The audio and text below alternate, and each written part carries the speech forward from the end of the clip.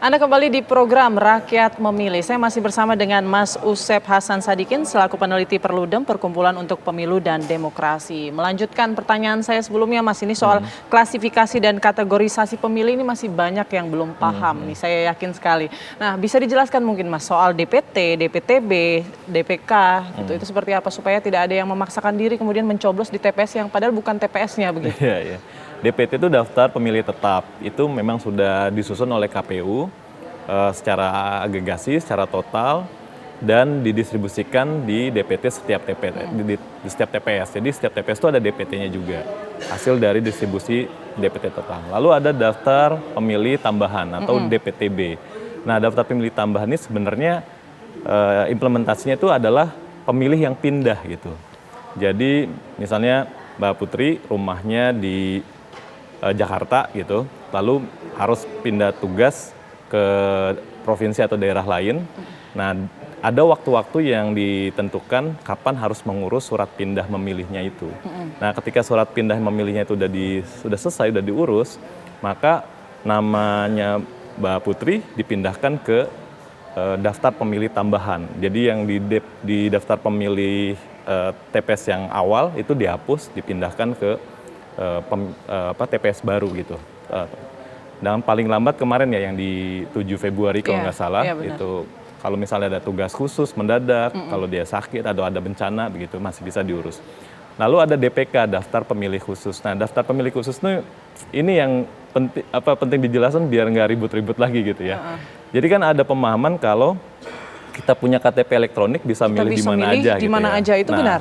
Padahal enggak gitu. Okay. Nah, itu sebetulnya orang yang punya KTP elektronik tapi tidak masuk ke DPT itu difasilitasi ke daftar pemilih khusus dengan catatan KTP elektroniknya itu domisilinya harus sesuai sama tempat tinggalnya gitu.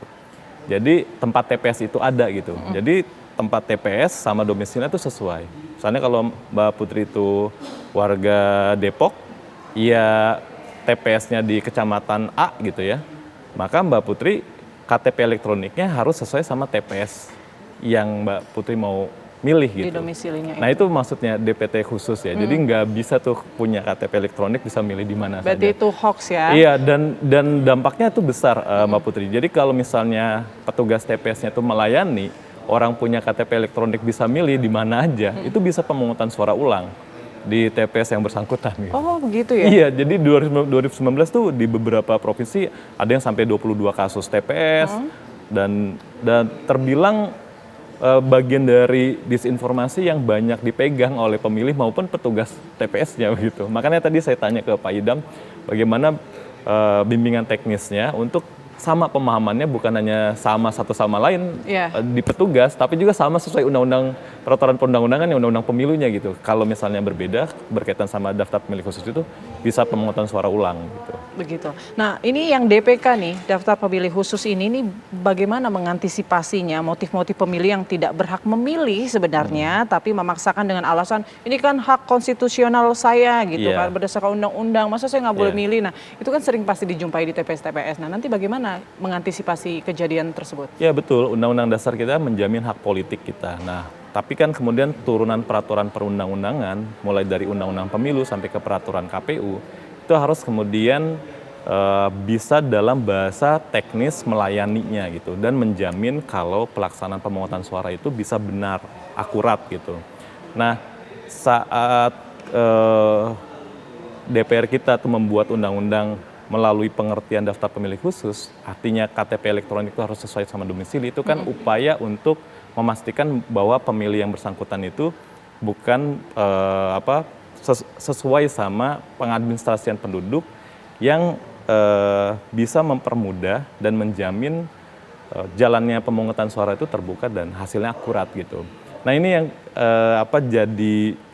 jadi ada beda pendapat. Nah, kalau misalnya gagal dipahami atau berbeda sama petugas TPS, undang-undang kita udah ada punya konsekuensi. Tadi ya, pemungutan suara ulang itu sebuah peristiwa yang menggambarkan bisa menggugurkan kepercayaan penyelenggaraan pemilu gitu. Jadi, tapi itu memang untuk mencegah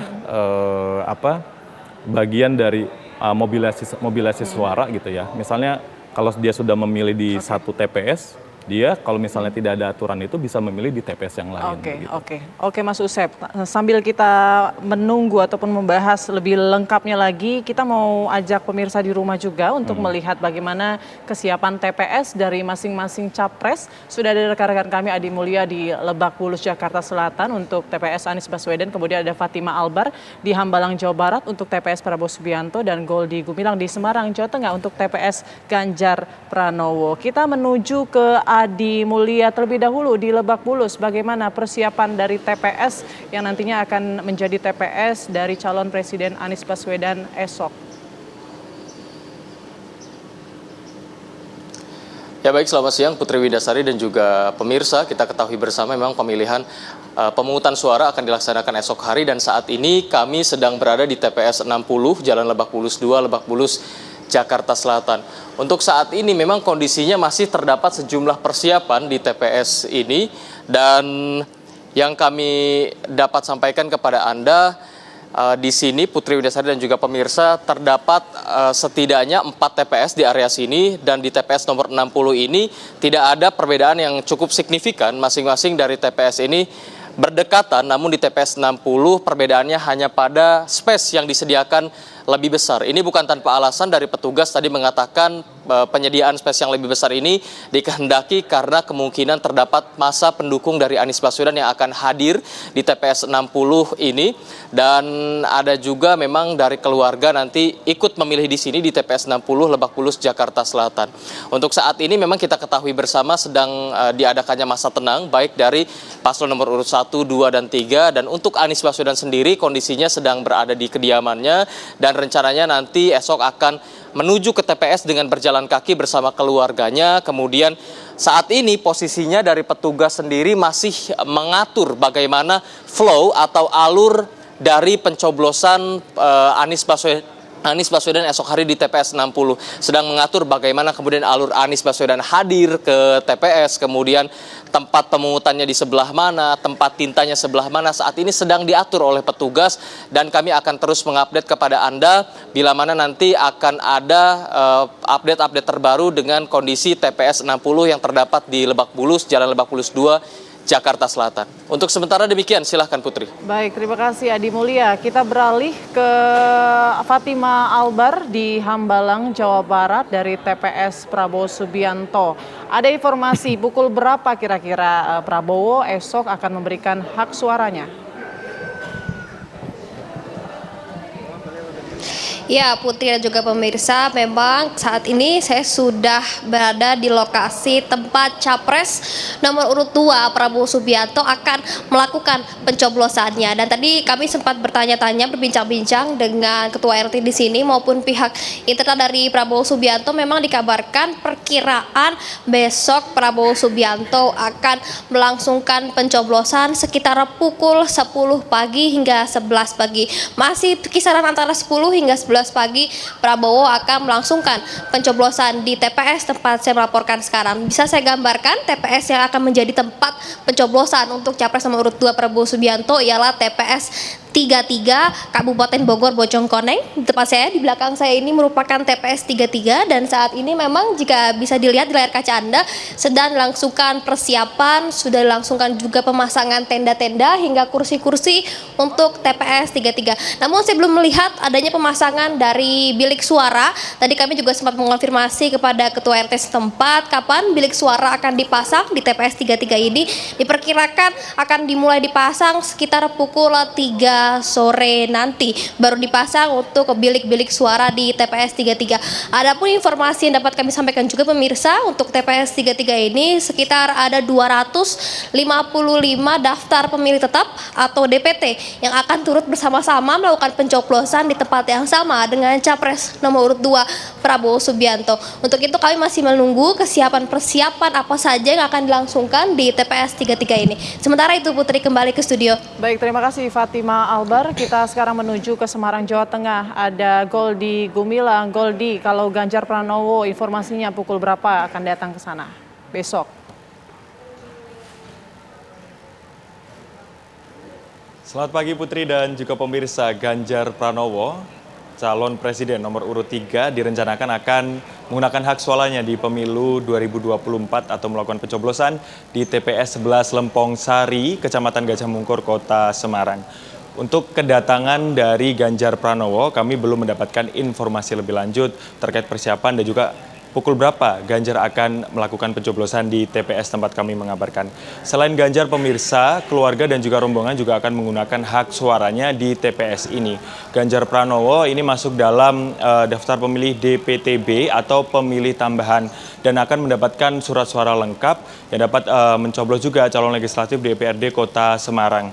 Dapat kami informasikan dari pantauan kami di lokasi, sejumlah persiapan juga tengah dilakukan oleh petugas dari TPS 11 Lempong Sari. Seperti di belakang kami ini pemirsa, terdapat tenda yang sudah rampung dipasang dan juga didekorasi. Untuk tema yang diangkat dari TPS Lempong Sari 11 sendiri ini adalah Gembok Jawa atau seperti tempat pelaminan pengantin Jawa, sehingga nanti akan didekorasi seperti itu pemirsa. Dan untuk alurnya seperti bilik suara, tempat-tempatnya ini belum dipasang di lokasi, hanya sejumlah kursi dan juga meja yang sudah ada di bawah tenda TPS 11 Lempong Sari. Dan untuk wilayahnya sendiri ini berada di RT 1 RW 4 dan juga di badan jalan, sehingga akses menuju lokasi ini sementara waktu ditutup untuk persiapan pencoblosan dan untuk pencoblosan pada hari esok tanggal 14 Februari 2024. Sedikit informasi pemirsa bahwa di TPS 11 Lempong Sari ada 293 daftar pemilih tetap yang akan menggunakan hak suaranya, dan itu belum termasuk daftar pemilih tambahan seperti Ganjar Pranowo dan juga keluarganya. Dan kami akan terus menginformasikan terkait dengan kedatangan Ganjar untuk esok hari dan juga alur dari pencoblosan di TPS ini. Sementara itu, Putri dan juga pemirsa, informasi yang dapat kami kabarkan dari Semarang, Jawa Tengah. Kembali ke rekan-rekan di studio. Baik, terima kasih Goldi Gumilang, Fatima Albar, dan Adi Mulya melaporkan dari lokasi TPS ketiga calon presiden 2024. Terima kasih rekan-rekan.